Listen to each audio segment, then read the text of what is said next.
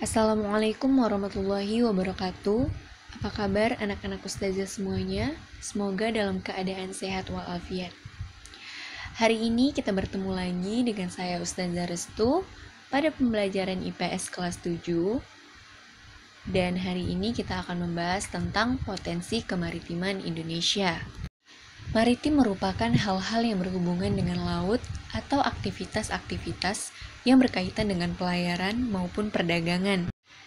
Indonesia adalah negara kepulauan dengan 2/3 luas lautan lebih besar dari luas daratan. Dilihat dari garis pantai yang hampir di setiap pulau Indonesia, yakni 81.000 km. Sebesar 18% dari terumbu karang di dunia ada di Indonesia. Diperkirakan lebih dari 2.500 jenis ikan dan 590 jenis karang hidup di dalamnya. Laut merupakan air asin yang mendiami suatu cekungan, sedangkan laut yang sangat luas disebut dengan lautan atau samudra, di mana terdapat 4 samudra di dunia, yaitu Samudra Atlantik, Samudra Pasifik, Samudra Hindia, dan Samudra Arktik. Adapun beberapa contoh laut, yakni Laut Jawa, Sulawesi, dan Laut Banda. Pengaruh langsung laut dapat diketahui dari sumber daya alam yang terkandung di dalamnya, seperti ikan, energi, dan sumber daya mineral. Pengaruh tidak langsung perairan laut adalah terkait dengan siklus hidrologi sebagai penyumbang uap air yang paling potensial dan penyeimbang suhu, sehingga dapat menimbulkan angin. Jauh sebelum Indonesia lahir, bangsa-bangsa di dunia sudah mengenal bangsa Indonesia sebagai suatu kawasan yang dikenal dengan Nusantara. Dinamakan Nusantara yaitu karena terdiri atas pulau-pulau yang disatukan oleh perairan yang luas. Sebelum bangsa barat seperti Portugis, Spanyol, Belanda, dan Inggris menjadi para penguasa samudra, nenek moyang bangsa Indonesia sudah menjadi penguasa yang amat handal. Mereka menjelajah tempat-tempat yang jauh dengan kapal pinisi. Selanjutnya, jejak pelaut Indonesia dapat ditemukan di Pulau Madagaskar, benua Afrika, hingga Kepulauan Hawaii yang berada di Samudra Pasifik. Selain itu, para nenek moyang kita juga telah sampai di Australia, bahkan Selandia Baru. Untuk menghadapi era perdagangan laut, nenek moyang kita membangun kapal-kapal besar yang mampu memuat barang dagang sebanyak-banyaknya sekaligus kokoh di lautan. Pantai dan pesisir. Pantai merupakan sebuah bentuk geografis yang terdiri atas pasir dan terdapat di daerah pesisir laut atau bagian daratan yang terdekat dengan laut. Indonesia merupakan negara dengan pantai terpanjang kedua di dunia setelah Kanada. Panjang garis pantai Indonesia tercatat sebesar 99.030 km. Kemudian pesisir. Pesisir adalah bagian permukaan bumi yang terletak antara pasang naik dan pasang surut. Pada waktu pasang naik, pesisir tertutup oleh air laut dan pada saat pasang surut, pesisir tampak berupa daratan. Lebar pesisir tidak sama untuk semua pantai, tergantung pada jenis pantainya. Pada pantai yang sangat landai, lebar pesisir dapat mencapai beberapa puluh meter. Pada waktu pasang surut, pesisir nampak terbentang memanjang sepanjang pantai, sehingga merupakan bentangan pasir yang indah yang dapat dijadikan salah satu objek wisata pantai. Berikut adalah potensi-potensi sumber daya alam pesisir. A. Estuari, yaitu daerah pantai pertemuan antara air laut dan air tawar, berpotensi sebagai fishing grounds atau penangkapan ikan. B. Hutan mangrove, ekosistem yang tingkat kesuburannya lebih tinggi dari estuaria, yang berpotensi untuk mendukung kelangsungan hidup biota laut. C.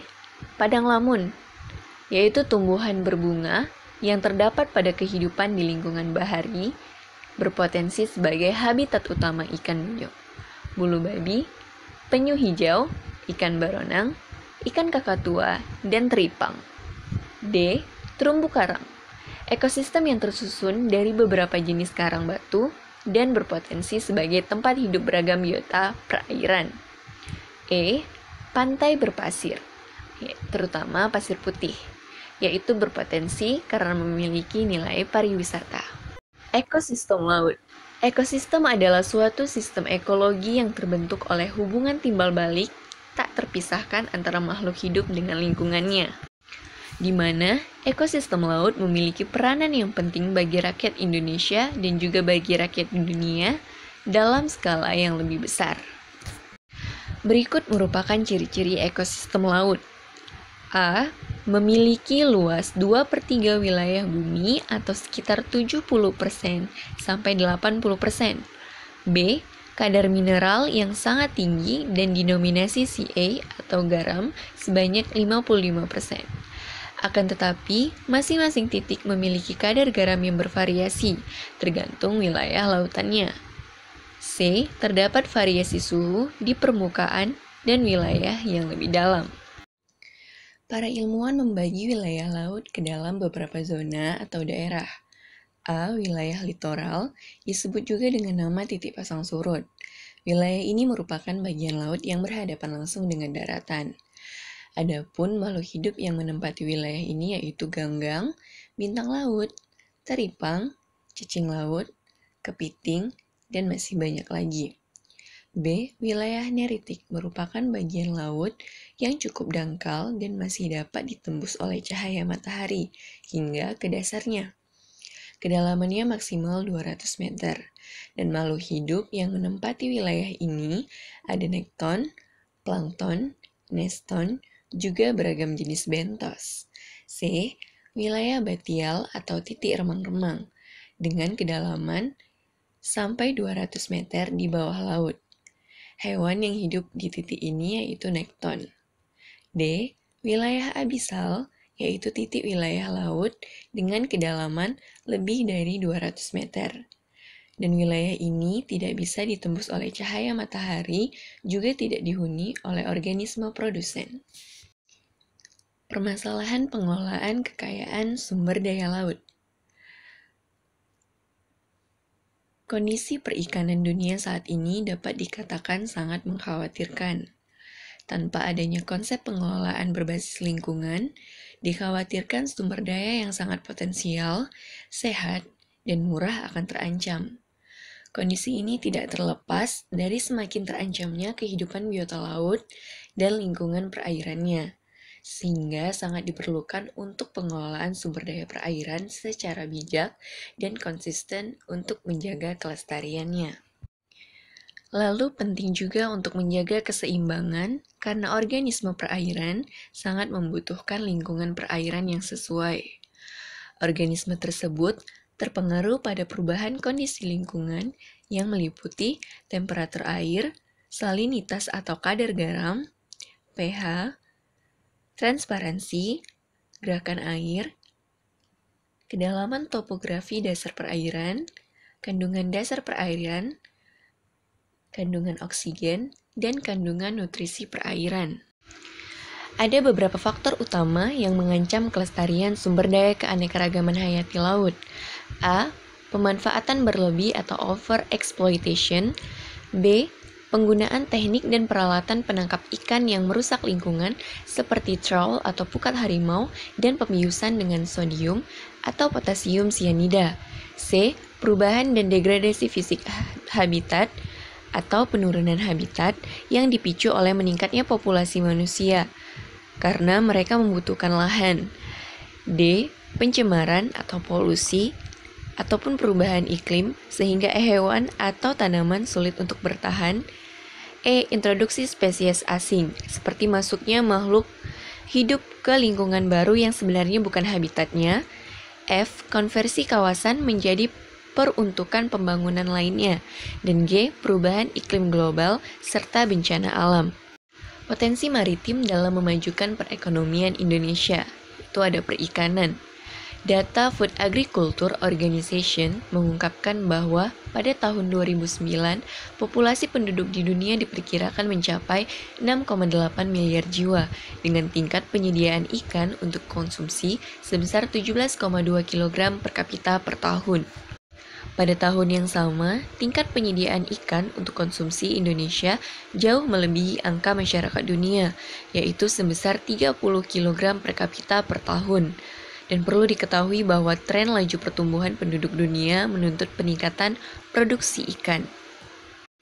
Potensi ekonomi sumber daya kelautan dan perikanan yang dapat dimanfaatkan untuk mendorong pertumbuhan ekonomi diperkirakan mencapai 82 US dollar miliar per tahun. Peluang pengembangan usaha perikanan Indonesia memiliki prospek yang sangat tinggi.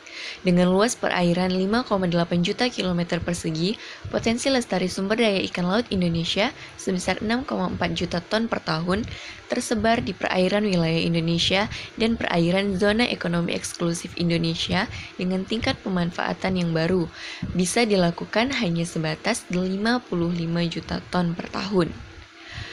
Dan 2/3 luas wilayah Indonesia adalah laut yang terdiri atas 0,8 juta kilometer persegi laut teritorial, 2,3 juta kilometer persegi laut Nusantara, dan 2,7 juta kilometer persegi zona ekonomi eksklusif Indonesia.